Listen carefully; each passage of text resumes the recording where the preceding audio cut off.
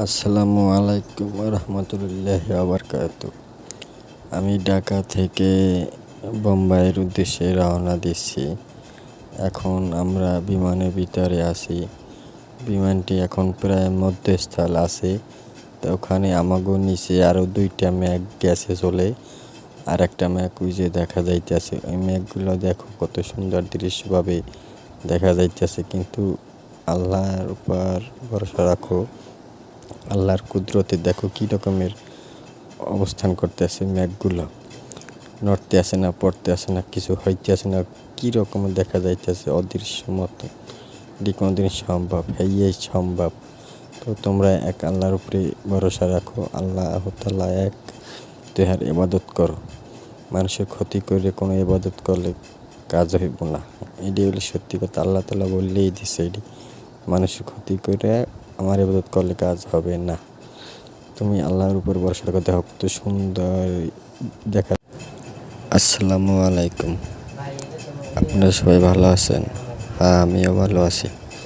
আমি ঢাকা থেকে বোম্বাইয়ের উদ্দেশ্যে রওনা দিয়েছি। এখন আমরা প্রায় উপরস্থলে উঠে আছি। তো সেখানে আমরা দেখতে পেলাম অনেক অদৃশ্য কার্যকর, কিন্তু এটি মানুষই মানতে পারতেছে না। দেখুন, এই যে মেঘগুলো ভাসমান অবস্থায় আছে, আমরা কিন্তু এই যে মেঘটা দেখা যাইতেছে, এই মেঘের উপরেও কিন্তু আমরা আছি।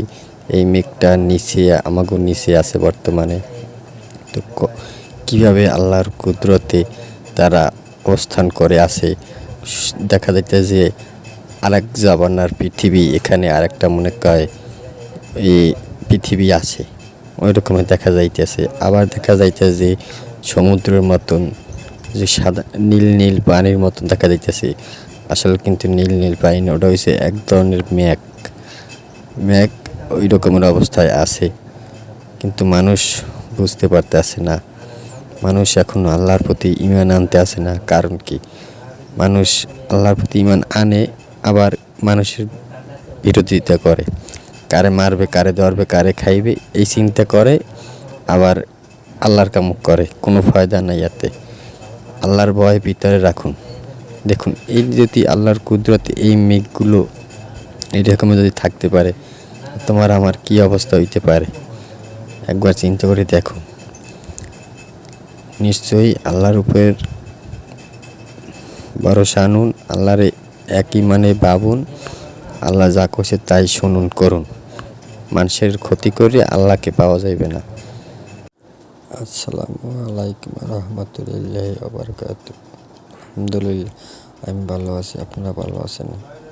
আমি আইয়া সৌদি আরব পড়ছি, কোনো চিন্তা করবেন না।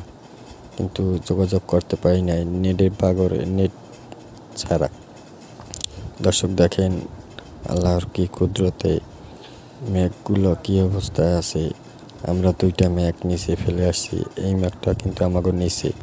তো আমি জানলার পাশে বসে আছি দেখে আর কি ভিডিওটা করতে পারতেছি, আপনাকেও দেখাইতে পারতেছি। দেখে সবাই শেয়ার করে দিবেন। আল্লাহর কুদরতে মেঘগুলো কী অবস্থা আছে, ভাসমান অবস্থায়। মেঘগুলো দেখেন কি কি দৃশ্য ধারণ করতে আছে। কোথায় কোথায় যাতে আরেক জামানা দেখা যাইতেছে, এই রকমের আর কি দৃশ্য। আল্লাহর উপর ঈমান আনুন। হযরত মুহাম্মদ সাল্লাল্লাহু আলাইহি ওয়াসাল্লামের ছাড়া কোনো গতি নাই, তাহার বংশ ছাড়া কোনো গতি নেই। তার বংশ হয়েছে হযরত মুহাম্মদ সাল্লাল্লাহু আলাইহি ওয়াসাল্লাম, হযরত আলী, মা ফাতেমা, হাসান, হোসেন। এই 5 ব্যক্তি হলে তার বংশধর।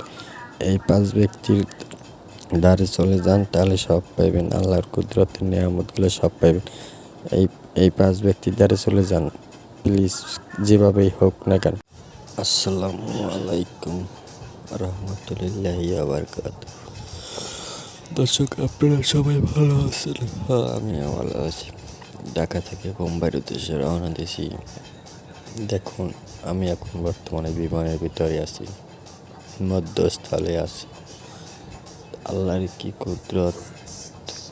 মেঘগুলো কিন্তু খণ্ড খণ্ড হয়ে আছে, ধরা যায় না, ছোঁয়া যায় না, এই অবস্থায় আছে মেঘগুলো। দৃশ্যগুলো দেখতে কিন্তু ভালো লাগে। একটু চিন্তা করে দেখুন যে এটি কীভাবে কী সাহায্যে থাকে বা হয় বা এমন হয়, এটি চিন্তা করতে গেলে কিন্তু আপনি পাগল হয়ে যাবেন। এই যে মেঘটা আসছে খুবই ভাসমান মেঘ, এই দেখেন কোনো ধরা নাই, ছোঁয়া নাই, কোনো জায়গায় বাধা নাই, কিছু নাই, সে তার মতন আছে আল্লাহর কুদরতে। আল্লাহর উপরে ঈমান আনুন, বিশ্বাস করুন। 2 নম্বর, নবীজি ছাড়া তো কোনো উপায় নাই, তার বংশ ছাড়া কোনো উপায় নাই। এটাই সত্যি কথা, নবীজিকে পেলে আল্লাহকে পাওয়া যাবে। মা ফাতেমারে পাইলে, আলীকে পাইলে, হাসান হোসেনের পাইলে হযরত মুহাম্মদ সাল্লাল্লাহু আলাইহি ওয়াসাল্লামকে পাওয়া যাবে। তাকে পাওয়া গেলে আল্লাহকে পাওয়া যাবে।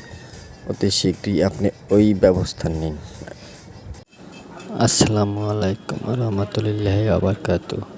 দর্শক মণ্ডলী, আজকে আমরা এই যে বোম্বাই শহরের ভিতরে আছি, বোম্বাই এয়ারপোর্ট নামবো আমরা। বোম্বাই শহরে একটা ব্রিজ দেখা যাইতেছে, এটা হলো বোম্বাই ব্রিজ। কি নদী জানি না, নদী পার হইতে আছে। নদী পার হওয়ার সময় কত সুন্দর দৃশ্য দেখা যাইতেছে। বোম্বাইয়ের ব্রিজ, নদীর নামটা আমি সঠিক শিওর যাই না। আমরা বোম্বাইয়ের আছি এখন। আমরা তোমার বোম্বাইয়ের এয়ারপোর্টে বিমান নামবে, নামার পরে আমরা পরবর্তী ভিডিও দেখতে পারবো কি দেখা যাইতেছে। দেখেন কত সুন্দর বোম্বাইয়ের ব্রিজ, আমগো দেশের ব্রিজ আর ব্রিজ। বোম্বাই শহর ওই যে দেখা যাইতেছে, একটু পরেই এয়ারপোর্ট নামবে। এই যে কিছুক্ষণ এই বছর বোম্বাইয়ের ওই মাথা থেকে এই মাথা পর্যন্ত বিমান এসে পড়েছে। আমরা উপরস্থলে এখন আছি। বিদায় রজনী। আসসালামু আলাইকুম রহমতুল্লাহ। আসসালামু আলাইকুম রহমতুল্লাহ বারাকাতুহু। দর্শক বন্ধুরা, আজকে 22 তারিখ 4 মাসের 2024 সাল। আমি বোম্বাই এয়ারপোর্টে নামতেছি এখন। বর্তমানে বোম্বাইয়ের এয়ারপোর্টে নামছে প্লেন, এখন দৌড়াইতেছে রাস্তায়। দেখেন কত সুন্দর রাস্তা, এই রাস্তায় এখন গাড়ির মতন দৌড়াইতেছে প্লেনটা। দেখেন সুন্দর করিয়া, কত সুন্দরভাবে দৌড়াইতেছে রাস্তায়। দৌড়ানোর পরে একটা এয়ার গাড়িতে থামবে, এয়ারপোর্টে থামবে। থামার পরে আমরা বের হব। বের হয়ে এখানে আরও 5-6 ঘন্টা থাকা লাগবে। 6 ঘন্টা থাকার পরে আপনার 8টা, 8:30 বাজে আবার বিমানে উঠতে হবে। বিমানে উঠে সৌদি আরবের উদ্দেশ্যে রওনা করতে হবে। দর্শক, এখানে দেখেন কত বিমান আছে। ওই যে বিমানগুলো দেখা যাইতেছে, সুন্দর সুন্দর বিমান, বড় বড় বিমান। কত সুন্দর এয়ারপোর্ট, কত বড় এয়ারপোর্ট। আর বাংলাদেশি এয়ারপোর্টও দেখছেন ভাই, আর এই এয়ারপোর্টটাও দেখেন। বোম্বাইয়ের রাস্তা কি সুন্দর, ক্লিন পাকা রাস্তা, প্লেন রাস্তা, কোনো সমস্যা নাই, নেই। ওই যে বিমানের একটা বড় বিমান দেখা যাইতেছে, ওইটা আমি জানলা থেকে ভিডিও করতেছি। এটাই আমার সৌভাগ্য, আমি যে জানলার পাশে বসতে পারছি। এখান থেকে ইলিয়াস ভাই আমার এই বুদ্ধিটা দিয়েছে যে জানলার পাশে বসলে কিছু দৃশ্য দেখতে পারবা, তাই আমি এই দৃশ্যগুলো দেখতে পাইতেছি। এই যে একটা বড় বিমান, দেখুন কত সুন্দর। এই নর্মাল